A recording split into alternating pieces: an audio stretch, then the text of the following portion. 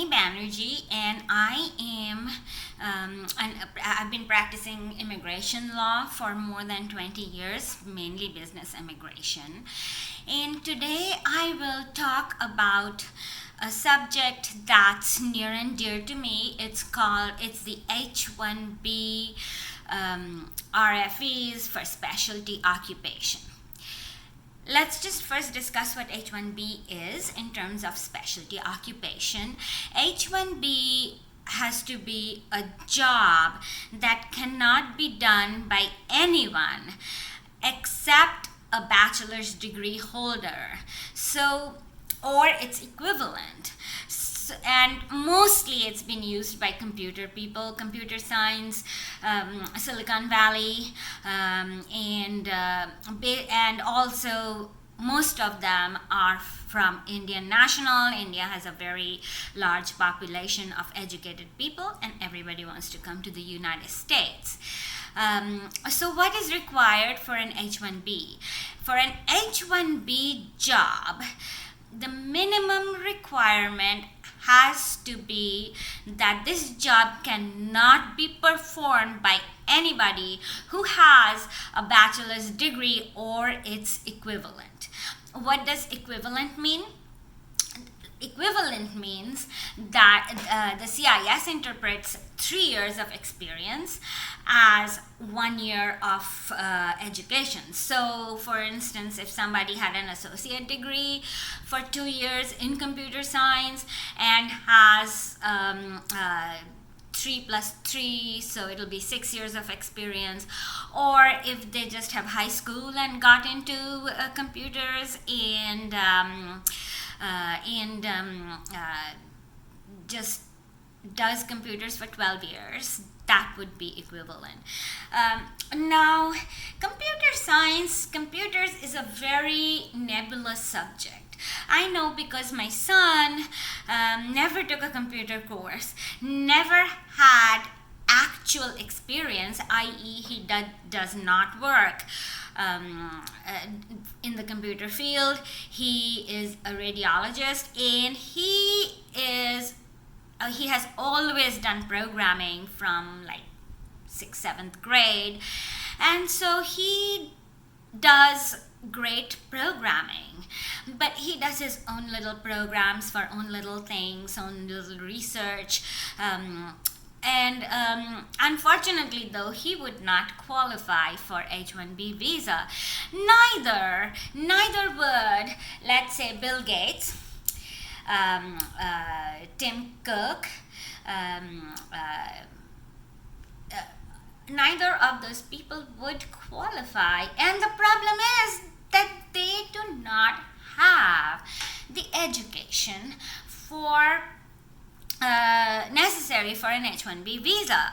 So, as silly as we get on that is the state of affairs. And what is there? How did we come to this present situation? H1B visas in the 2000s were easy to get. You just filed application. You didn't have to prove anything. You didn't have to prove, the burden of proof is always on the applicant, but CIS did not require us to prove beyond a reasonable doubt that this job was a specialized job. Now, I will tell you that there was a lot of fraud. There were people, for instance, who had no Java experience or no Java learning, and I'm just using this as an example. I'm not a professional computer person, so I have no idea what I'm even talking about. But let's just say that the professional the job requires say Java or XYZ, some kind of a language.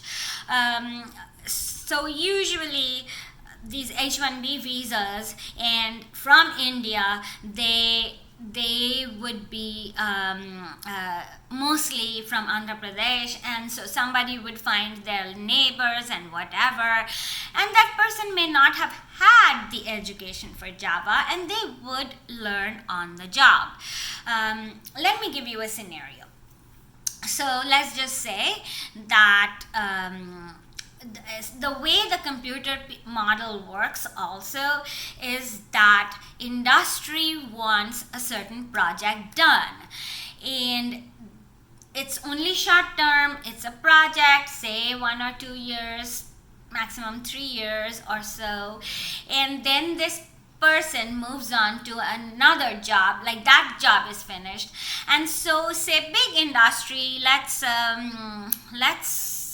take an example of United Airlines. Okay, so United Airlines, let's say, has a crappy website. I mean, United Airlines has crappy everything.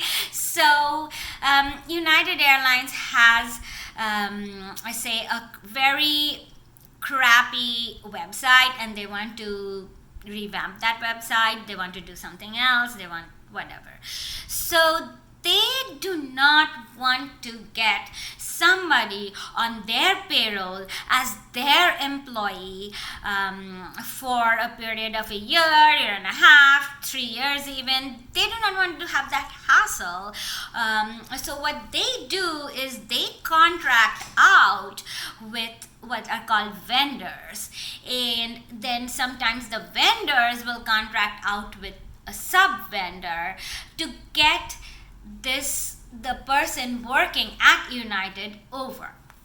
Now it's very much like general contractor and subcontractors when you're building a house.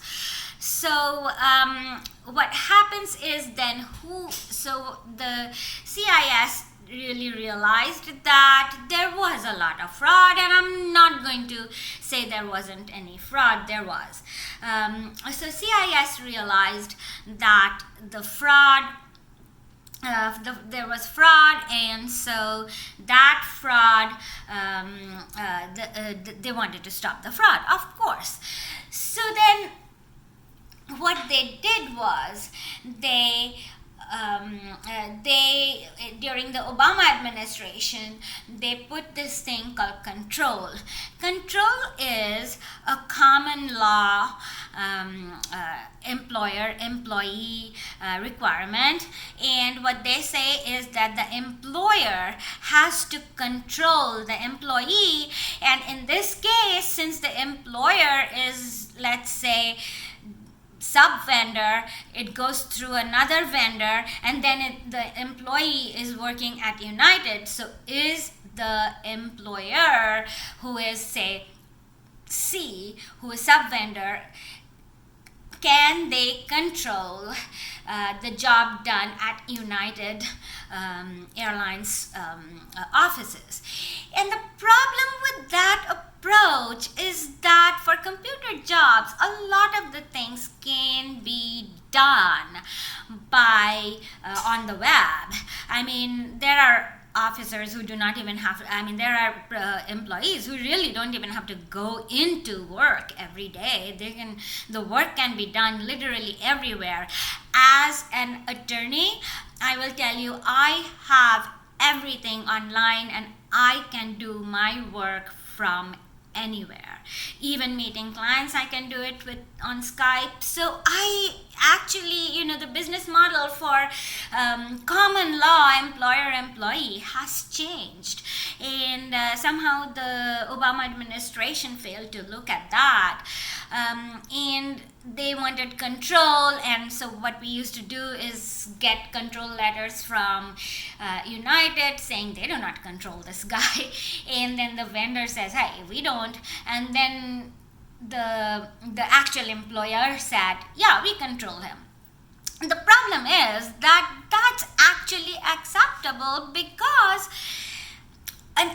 an employer in an IT industry do not have to stand at the back of an IT person and look at what he's doing online. He can look at that on his server at his home. We are not manufacturing, say, horses' hoofs that we need to stand behind and see and control the work product. Then the administration went on to what is called specialized knowledge. Yes, the job has to be one that has to be specialized enough to be performed by nobody but a bachelor's degree holder. So, that's what it's called by specialized knowledge.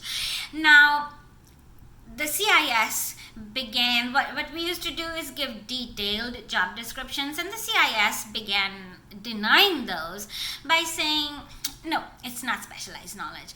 But let's bear in mind that these officers are not computer science expert or engineering experts or anything, okay? So without saying anything, they would deny, and they are still denying. The other thing that they are doing is they are also denying any cases that have a level 1 wage level. To file an H1B, we have to have levels. The Department of Labor has created 4 job levels, and we have to file a prevailing wage or a wage that is equivalent to one of those levels. Now, Department of Labor says that, yeah, level 1 to 4 are all acceptable for professional jobs. For instance, if this guy has just come out of a master's degree program, the employer doesn't want to start off anybody at a level 2 salary. It doesn't matter what the qualifications are. The employer is doesn't pay that much to a US employee as well. And so they do not have to start with a level 2, but CIS thinks anything with a level 1 job is not specialized. And we go blue in the face, giving them expert opinions. I write drafts of every expert opinion. I get my employees and employers, my clients, to search out somebody who is in that field, who will talk to the end client, say somebody from United, figure out the job, and then write an opinion as to whether this job can be done by Joe Blow down the street. And we do that. Now, there's a case that happened in the there's a case called Defensor versus Meissner, where the actual subcontracting employer said that this job needs a bachelor's degree, but the end client in our scenario would be United, and United said, no, this job can be done by, it's nothing specialized enough to need a bachelor's degree or an equivalent. And obviously the case got denied. So we also have to go to the end client and say that, do you think that this job can be done with anybody without a bachelor's degree? Now, why would an employer go through all this trouble to file an H1B? The costs of an H1B, the CIS fees, is very high, and that's because we in the United States simply do not have enough computer professionals to do these jobs. These jobs are not only hard jobs, but they are actually hard living conditions jobs. So if you are, for instance, say working in United's office in Chicago, and you have to go into that office in Chicago, and then when the job is finished, let's say in 6 months, 7 months, a year, then you would have to, let's say you find a job in the Reserve Bank in Dallas, you would have to move to Dallas and stay in Dallas until that job is finished, and then you can go to anything else. So there's a lot of turmoil going through with that job. With that life, with that lifestyle, and we don't have a lot of people in the United States going into science or going into computers. And those who do go into science and computers, they want a cushy lifestyle. Can't blame them. So what is happening is that, and CIS is denying based on nothing, because let's face it, these officers have, they give the denial they have like stock denials written up. They don't read anything. They just give the stock denials and send it out, and sometimes they get it even wrong. Like if we give expert opinions and their denial letter doesn't have that template on it, they will just not even write that or read that or take care of that. And so what's happening is major injustice, and we can go to the federal court and fight it, and the CIS will have no ground to even stand on. But most employers, business employers especially, do not want to put in the time or the money to fight for one employee. They just move on to the other employee. And very soon there will be a shortage. Now, let's just see what can happen. Also, what Silicon Valley is saying is that for an Indian person to go through this whole process is just horrible. And Silicon Valley will not find professionals to do these jobs. So we don't know what's going to happen. The Trump administration believes that any immigration is bad, that we have enough people in the United States to do this job. Maybe not, but we have low unemployment and people are still going for immigration. So maybe we don't have enough people in the United States. Or let's say coal miners, for instance. Coal miners can get themselves an education. Mind you, every H1B filing pays the government either $750 or $1,500, depending on the size of the employer, for the government to educate the people on computer science and basically specialty occupation.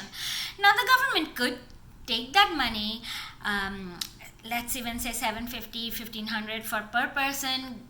Coal miners, give them the wherewithal to do a computer job and put them in the workforce. Well, that hasn't happened. Either the coal miners and whatever programs there was to teach the coal miners, say, specialized knowledge job that was created by Obama, has been taken out by the Trump administration because they just want to save money. And so that is the problem. Do we have a solution? Of course we have to fight fraud, but I would say the solution would be to go to the supervisor of the end client project and find out how exactly is this person doing the job. If the supervisor says, yes, he is doing the job perfectly, I know he's doing the job because this is the work product, then the government should just leave that H1B alone and go on to the next case. If the employee does not show up or if the employee does not work there, yes, absolutely deny that H1B. Or if there is no actual employee, yes, deny that H1B. But when you have,